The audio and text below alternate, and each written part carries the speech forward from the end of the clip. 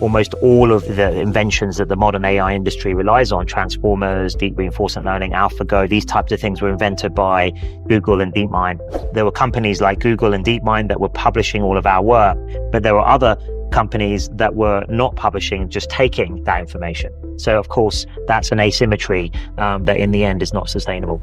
Apple ran a very rigorous evaluation period on, as I understand it, all the leading models, and Gemini had the best overall capabilities. I think the Chinese are there yet to demonstrate is innovating beyond the frontier. Once we get to AGI, we'll accelerate post-scarcity world, but there may be one or two missing breakthroughs before we can get to AGI. Few minds have shaped artificial intelligence quite like Demis Hassabis. His journey from chess prodigy to Nobel laureate actually mirrors AI's own transformation from playing games to changing how we live and work.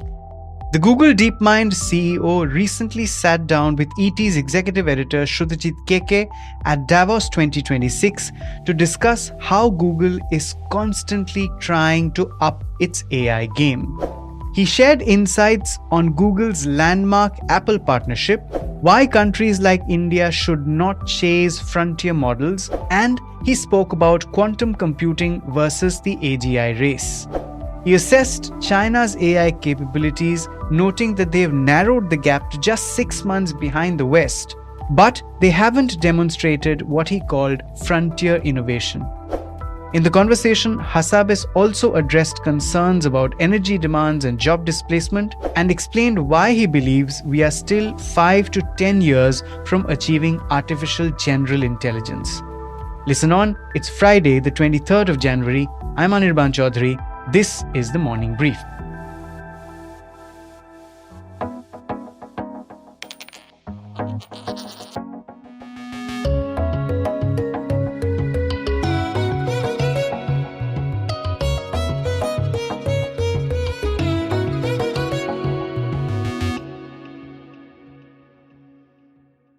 Demis, thanks so much for joining us today. Thanks for having me. 2025 has been a great year for Google. Gemini is really hitting the stride. The TPUs are being hailed as the next big thing. Tell us what changed the perception that Google was slightly trying to play catch up to now really being at the forefront. What changed within Google and what is the roadmap ahead? I think if you look back over the last 10, 15 years, almost all of the inventions that the modern AI industry relies on, transformers, deep reinforcement learning, AlphaGo, these types of things were invented by Google and DeepMind. So I was confident we had the research bench and strength, but we had to translate that into shipping faster and a startup mentality, and also combining that research with our products. And I think that's what we've managed to do over the last couple of years. And I think that's probably what everyone's feeling over the last year, especially. Amazing. On the Transformers research, yes. Google made it open source Mm-hmm. and put out the research in public. And so much of modern AI is based on those foundations. But today, a lot of the AI development is private and proprietary. Mm-hmm. As a scientist, how do you feel about this? Well, of course, as a scientist, I'm a big proponent of open science and open source. And I think that's how you get the fastest scientific progress overall. And we also did that with AlphaFold. We made that open to the whole world. And over 3 million researchers now around the world use it in their medical and biology research. So we're very proud of that. And we continue to put out and support open source ecosystems, including open source models like Gemma, which are the best, open source models for small models. But yes, there are also we've gone into a new era now where companies, there's so much investment going into the big models and so on. You have to guard some of the architectural secrets and not necessarily put them out in the world for everyone to use.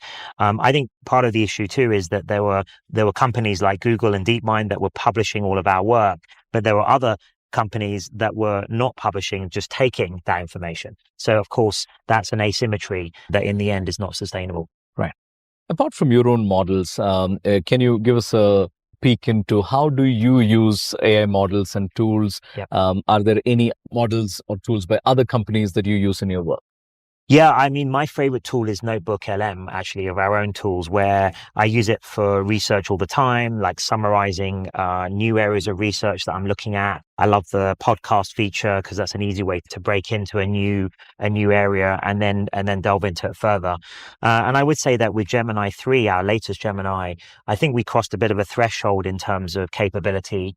And I've certainly found that, and also our deep research feature is really useful in my everyday life now, in a way that, probably earlier versions of that technology weren't necessarily. So I think those are the things that I'm using, and I'm excited for when we integrate this fully into workspace and things like email. We just launched a beta version of AI Inbox, and I'd love my email admin to go away, right? As I'm sure most of your viewers as well. Indeed. What can you tell us about your deal with Apple? Yeah, it's a very exciting and a very important deal for us. I think it's a great endorsement in some ways of the progress we've made with things like Gemini. Apple ran a very rigorous evaluation period on, as I understand it, all the leading models, and Gemini had the best overall capabilities. So we're very excited about that. We're very excited about, helping Apple with their whole ecosystem and Apple Intelligence. So I think it's, a great deal for us. You're coming to India next month for the AI Impact Summit. One of the big debates in countries like India, when you look at the overall AI landscape, you feel, one, you need tremendous amounts of investments, and the two superpowers, China and the United States, are really seen as being capable of the investments and the infrastructure and, the ability to do all of that. How should countries like India be approaching this era of AI, and what is it that we should optimize for? Well, look, I think each nation needs to decide that, but I feel like there's a lot of there's so much opportunity in applying these technologies to revolutionize industries, do more startups, also regional versions of these technologies. And so I think, at this point, there's probably no point trying to create frontier models. I think there are, maybe half a dozen providers of that now, and one can pick that, which one you want, and for pretty cheap in most cases. And then the question is now, what are the capability overhangs? I think even those of us who are building these technologies, it's all happening so fast. We don't even have enough time to explore what all of the possibilities are, even with existing technology. On the compute side of things, there is a school of thought that quantum computing is the emerging technology that will really, really power and advance the emergence of AI. How do you think about it? Google has one of the top quantum computing groups in the world, as you know. We keep in close touch with them. I talk a lot to the head of that group, Hartmut Nevin, and we collaborate already on lots of things. So we use our AI to help with quantum error correction, which is one of the biggest challenges in quantum computers. So at the moment, it's more AI helping with quantum. At some point, as you say, quantum computers, once they're mature enough, may be able to help with AI algorithms and train them faster and more efficiently. I think we are still a little bit away from that. So the question is, does AGI arrive before quantum computers and help design the next generation quantum computers, or does quantum computers help with the development of AGI? So I guess we'll see. And luckily at Google and Alphabet, we get to push both of those to the maximum. But do you have a personal view on it? Which one is likely to get their first Q-Day or AGI? Yeah, I think that my personal view, as you wouldn't be surprised to know, is that, I think that classical computers, Turing machines, which is what obviously AI is built on today, can be pushed a lot further than anyone thought. And I think AlphaFold is a good example of that. Finding the 3D structure of proteins, this 50-year grand challenge. Proteins have they are small things, so they obey like quantum effects. And yet somehow a classical system like AlphaFold can approximate the solution to it. So it's not clear to me where the boundary is, where you at some point need a quantum computer. Let's talk about China. You've said that China is quite close now to the companies based out of the United States in terms of capabilities. How do you see this arms race playing out? Look, I think the Chinese have extremely capable teams, also have a lot of resources. I think that they've caught up a lot. So I think in the part, a few years ago, I would have said they were 1 or 2 years behind. Maybe now they're only 6 months to, a few months behind, 6 to 12 months. But what I think they're yet to demonstrate is innovating beyond the frontier. So the next Transformers, the next AlphaGo, I don't think so far all of that's come from, the West and the US companies. Right. So I think it's easier, obviously, to catch up to the frontier than it is to push the frontier yourself. So that's the part that I think is the unknown. Right. Give us a glimpse into when you and Sundar are chatting about AI and how to integrate AI into all of Google's various products. What are the key themes? What are your top priorities right now? We talk pretty much every day, and there's always a million things to discuss. But the main thing is the easiest way to explain it is if you think of Google DeepMind, the organization that I run, as the engine room of Google.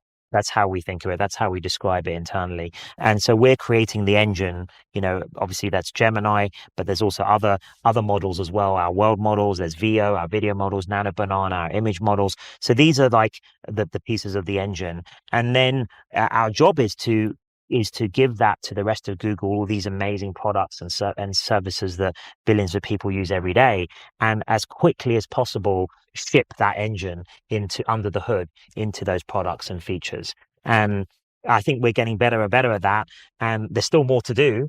But I think our pace of that is really accelerating, and we're really intensely focused on that.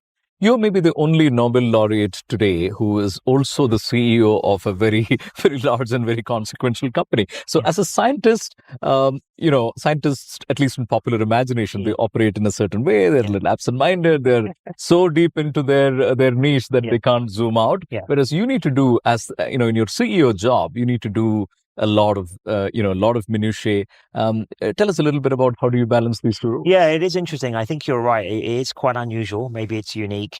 But I've always been had many interests, a kind of generalist, as well as liking to go deep on my research. So, I think of myself as a scientist first and foremost, but then I have this entrepreneurial side, always have had. And I love, bringing together interdisciplinary teams and managing, helping getting the best out of brilliant people. So I get equal enjoyment out of research and doing that. So, I kind of have my dream job, really. I get to do both, at Google DeepMind, as well as, impact billions of people's lives through our products. So I've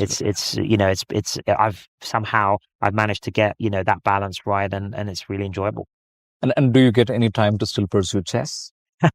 Every now and again, maybe just to kind of wind down. It sounds funny to play chess to wind down, but 3 a.m, you can sometimes find me online on one of the internet chess servers. Chess.com. So usually Lee Chess, right. And I like the interface on Lee Chess and just playing some bullet chess to wind down. Wonderful. Yeah. Two of the most important themes from a wider societal perspective, Demis. One is jobs and jobs displacement as a consequence of the advancements in AI. And the second is the inexorable need for energy, which is already, causing like everyman issues like, rising electricity bills and so on. How do you think about these two, and how can the AI industry be mindful and also solve as you go along on these two fronts, jobs and energy?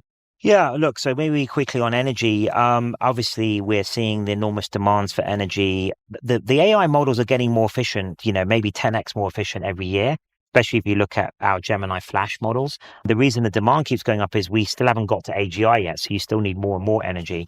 What I would say, though, is that although they're using some energy, the benefits, I'm sure, are going to far outweigh the usage, even in just limited to energy, like new materials, optimizing existing grids, getting more out of the same technologies, and also developing new technologies like fusion. We're working with Commonwealth Fusion on containing plasma in the fusion reactors. So I think AI in the medium term is going to more than pay for itself in energy kind of savings and energy breakthroughs than it does today.